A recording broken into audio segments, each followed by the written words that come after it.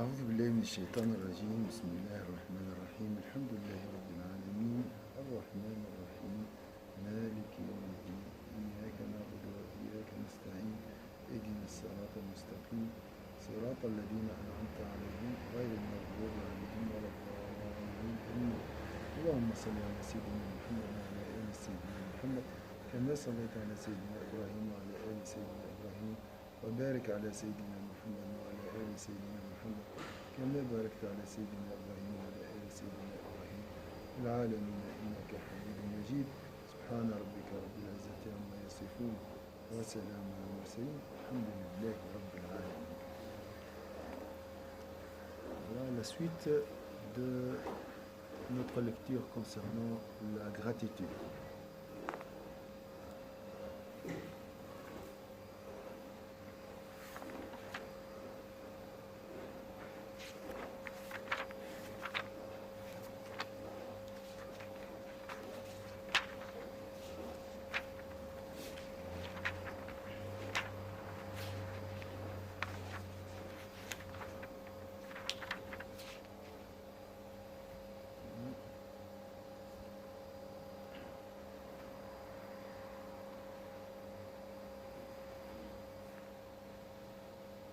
الأصل الأول العلم وهو علم بثلاثة أمور بعين النعمة. Le premier fondement de la gratitude est donc la science qui lui est associée. Cette science est relative à trois réalités. Le bienfait lui-même. Le bienfait lui-même. Comme on a dit hier, la bouchée. Par exemple, je prends qu'il médite l'homme sa nourriture. Le Coran nous a dit. Donc regarde une bouchée. Ça c'est le bienfait lui-même. Après, et ce qui fait de lui un bienfait. Ce qui fait d'une bouchée un bienfait, c'est quoi?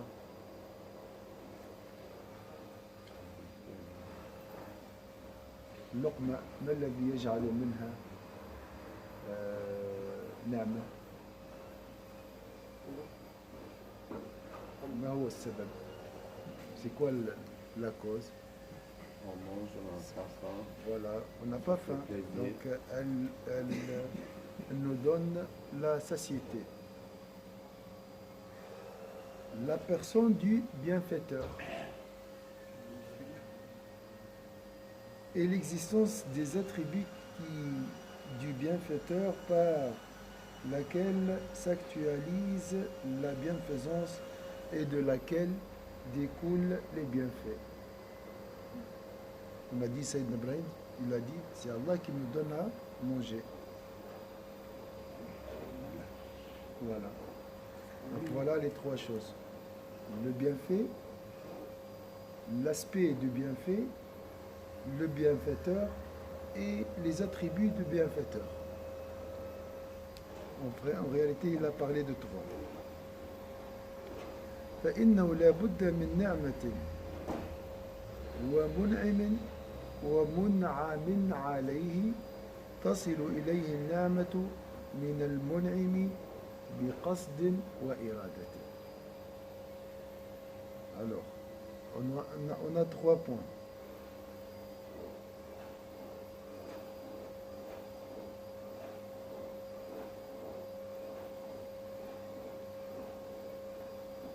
Car pour qu'il y ait bienfaisance, il faut nécessairement des bienfaits,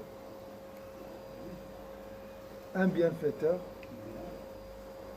et bénéficiaire de ces bienfaits que le bienfaiteur gratifie sciemment et volontairement. Donc on a le bienfaiteur, le bienfait et le bénéficiaire.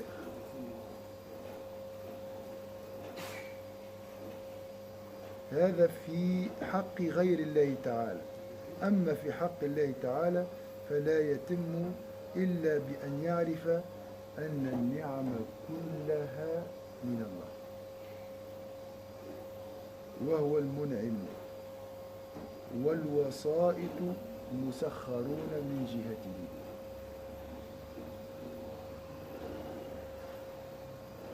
وهذه المعرفة وراء التوحيد والتقديس.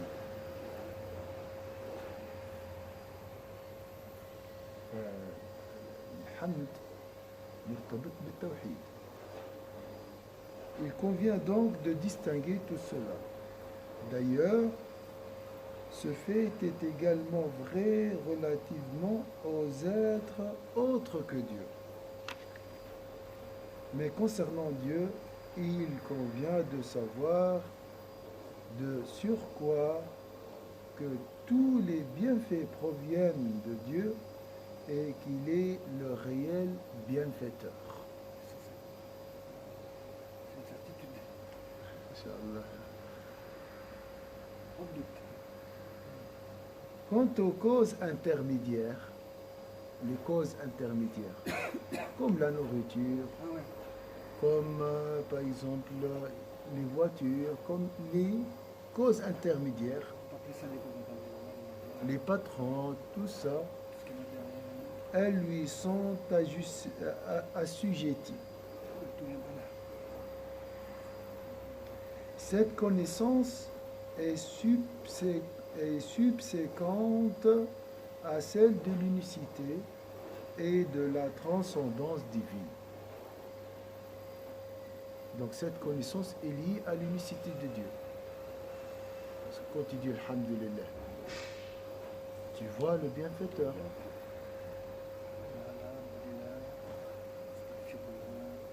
Toujours tu vois Allah. Parce que ces notions en sont indissociables. Quand tu dis La ilaha illallah, c'est exactement Alhamdulillah. C'est lié. Lorsque tu dis Alhamdulillah, tu crois que tout vient d'Allah, l'unique. Voilà. On n'oublie pas. Voilà. C'est vrai, À la fin, il y a Dieu. voilà, toujours là. إذ التقديس والتوحيد فيها. التقديس والتوحيد في ماذا؟ ها؟ الحمد لله. الكلام هذا اختيار. ايش معناه؟ بمعنى الموحد والمقدس لجلال الله لازم ديما يكون فرحان.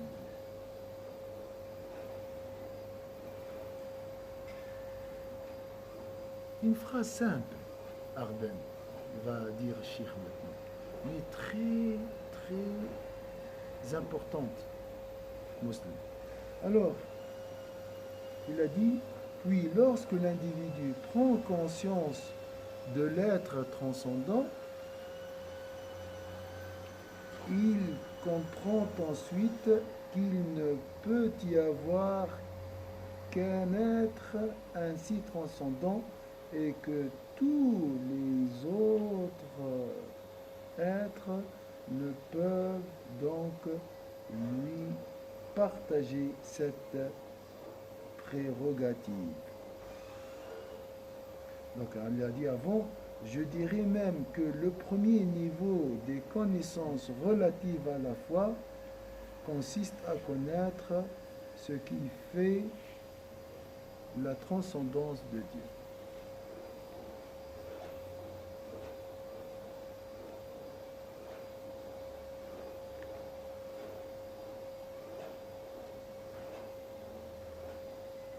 بل الرتبة الأولى في معارف الإيمان التقديس.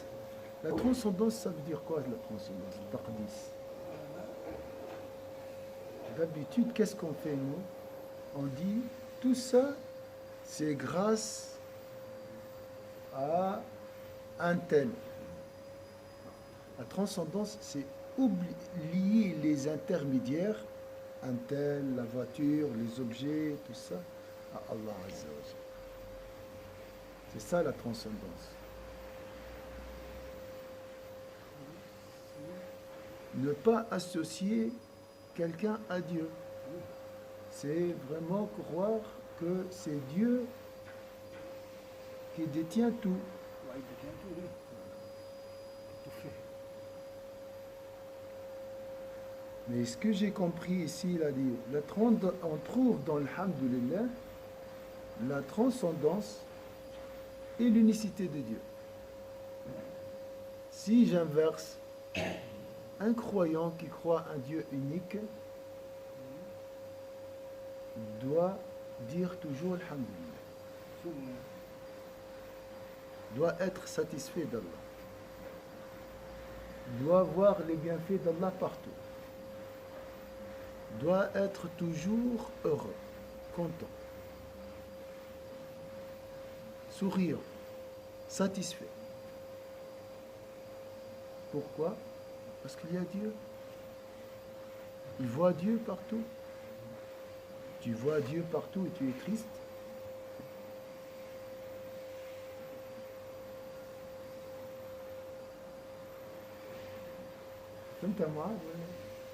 C'est logique, hein? Elle est où l'unicité de Dieu?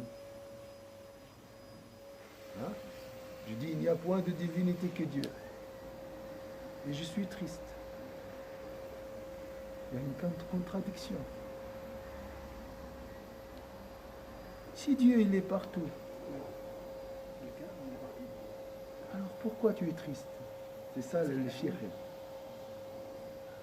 Il y a un voile qui nous empêche de voir cette réalité. C'est tout. Donc l'imam ici, il a bouleversé une conception chez nous. L'unicité de Dieu, pour nous, c'est abstrait, c'est une idée. Il a dit, l'unicité de Dieu, c'est un vécu. L'unicité de Dieu, c'est dire Alhamdulillah. Si tu veux vraiment, tu ne dois pas être triste. Hein? Tu ne dois pas penser, je vais manger quoi? Comment je vais payer les factures? Comment je vais faire ça? La famille. Mais il y a Dieu. Vous arrivez à passer là-dessus. Je sais qu'il y a là. Non, c'est vrai, même ceux qui ont quelque chose. C'est Allah. Voilà. Il y a toujours Allah. ثم بل الرتبة الأولى في معارف الإيمان التقديس ثم إذا عرف ذاتا مقدسة فيعرف أنه لا مقدس إلا واحد وما عداه هو غير مقدس وهو التوحيد ثم يعلم أن كل ما في العالم فهو موجود من ذلك الواحد فقط ما فماش شيء مقدس سوى الله عز وجل وكل ما سوى الله مرتبط بالله فالكل نعمة منه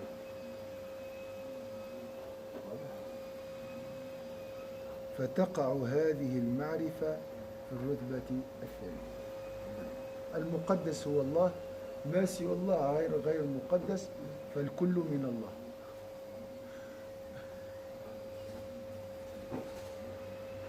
لكن ما دمت تقدس الأشياء ما زال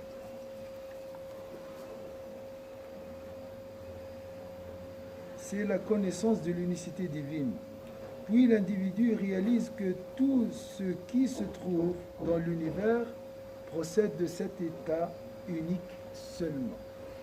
Et que donc toutes choses sont un bienfait de sa part. Je sais, mais il nous rappelle ces réalités, il ne faut pas oublier. On doit distinguer ce qui est transcendant de ce qui est éphémère ou bienfait. Nous sommes éphémères, les objets sont éphémères, tout est éphémère. Ça c'est un constat, mais il nous rappelle cette réalité. La connaissance de la bienfaisance divine se situe ainsi au troisième échelon, parce que, fort de la connaissance de la transcendance et de l'unicité divine, l'individu joint à cette dernière connaissance les notions d'omnipotence et de prérogative exclusive de l'action. Donc, Dieu est transcendant. Les objets sont tout ce que tu vois, c'est des bienfaits, et ces bienfaits appartiennent à Dieu. Ça, c'est clair. C'est clair. Ça, il n'y a pas de problème là-dessus. Toujours se rappeler de ça. Il ne faut pas oublier ça. Oui, on connaît pas quelque chose. Oui, on voit quelque chose, mais maintenant, ça, c'est Allah, ça vient d'Allah. Des fois, c'est tellement beau, ou bien c'est tellement attirant, la chose est tellement attirante qu'elle nous fait oublier La vie est Allah, ça rappelle Dieu. quelque chose, ça vient d'Allah. C'est n'importe quoi, finalement. Même quand il a... Moi, plus qu'avant.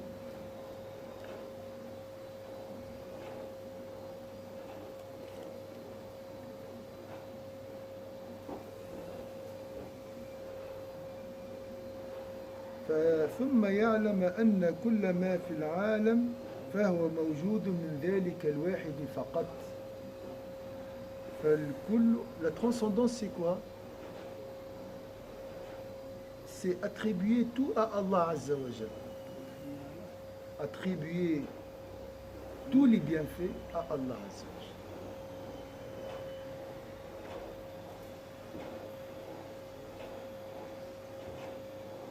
فالكل نعمة منه فتقع هذه المعرفة في الرتبة الثالثة إذ ينطوي فيها مع التقديس والتوحيد كمال القدرة والانفراد بالفعل. وعن هذا عبر رسول الله صلى الله عليه وسلم حيث قال: من قال سبحان الله فله 10 حسنات، ومن قال لا إله إلا الله فله 20 حسنة، ومن قال الحمد لله فله 30 حسنة. Parce que fort de la connaissance de la transcendance et de l'unicité divine, l'individu joint à cette dernière connaissance les notions d'omnipotence et de prérogative exclusive de l'action.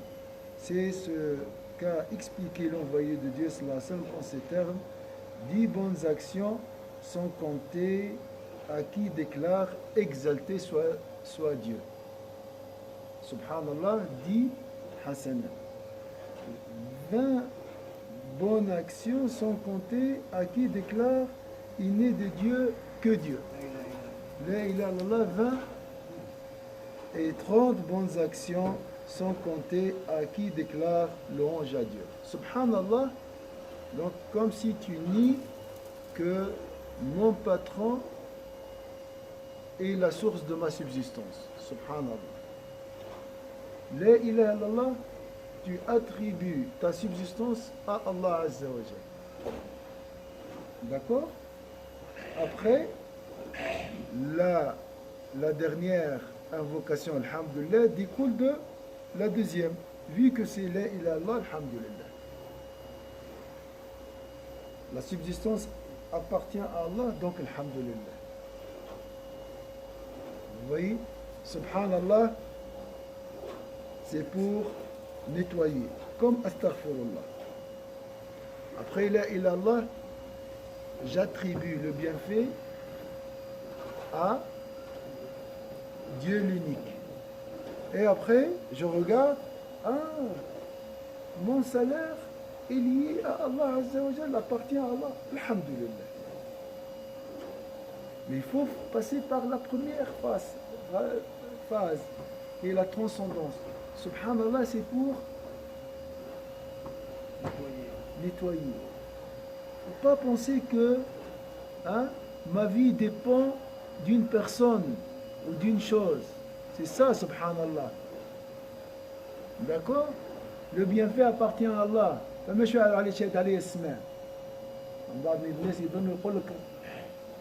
C'est lui, sans un tel, sans cet objet, je ne peux pas vivre. Subhanallah. Non. elle appartient à Dieu unique. Donc, alhamdulillah.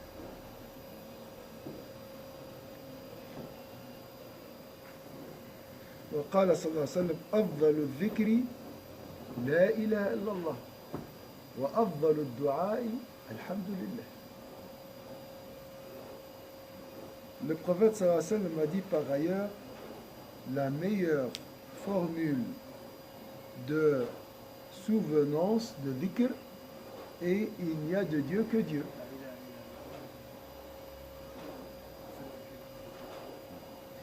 Et la meilleure invocation, dua, est louange à Dieu.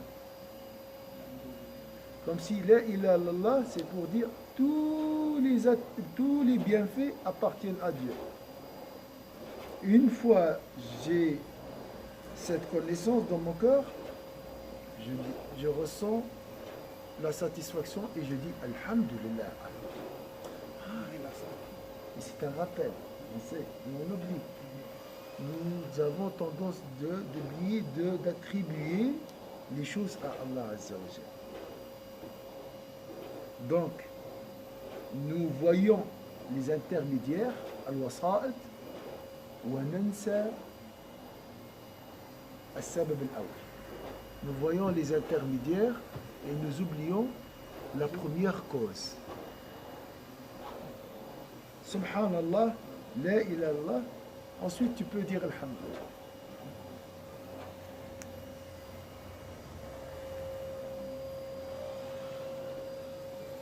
Inch'Allah, la suite après l'Asr, à 19h, Inch'Allah. Bon. Et de faire un cours sur la joie de l'Aïd. La joie de l'Aïd, c'est pendant les échanges. Donc, pas à 15h47, parce que 15h45, normalement dans le programme,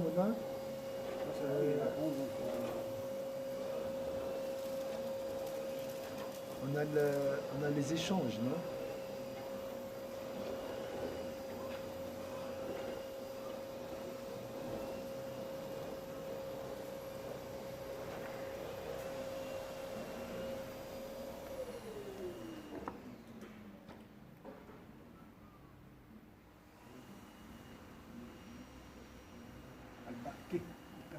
Lecture du Coran, méditation sur l'objectif.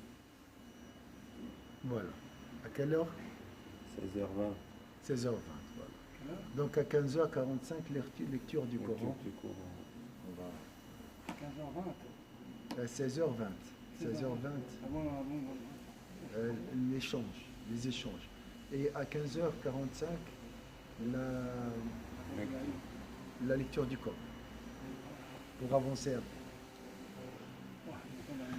أعوذ بالله من الشيطان الرجيم بسم الله الرحمن الرحيم والعصر إن الإنسان لفي خسر إلا الذين آمنوا وعملوا الصالحات وتواصوا بالحق وتواصوا بالصبر سبحانك اللهم وبحمدك نشهد أن لا إله إلا أنت نستغفرك ونتوب إليك سبحان ربك رب العزة عما يصفون وسلام على المرسلين الحمد لله رب العالمين. Donc l'imam il a dit Subhanallah, c'est une transcendance. Comme si je veux dire, ce livre appartient à Dieu. Mais le Ghazali, c'est juste un intermédiaire. Oui, c'est un intermédiaire. Stylo. Le stylo aussi. C'est On doit un remercier intermédiaire. la personne qui مثال الشيخ Oui. إذا واحد يكتب لك شيك il ne faut pas remercier le stylo qu'il a écrit le chiffre. Oui. On doit remercier la personne Qui a c'est la même chose utilisé le stylo, la même chose. Et deuxième réalité, c'est la ilaha illallah. C'est la ilaha illallah, tout vient d'Allah Azza wa Jalla. Troisième réalité, alhamdulillah. Cette connaissance, la deuxième, engendre la troisième qui est alhamdulillah. La première pour nettoyer, la deuxième c'est pour attribuer, la troisième c'est pour louer. Pour louer. Louer. Là, c'est qu'il y a loué, donc ça sera tout. D'accord. Alors, On a clôturé. on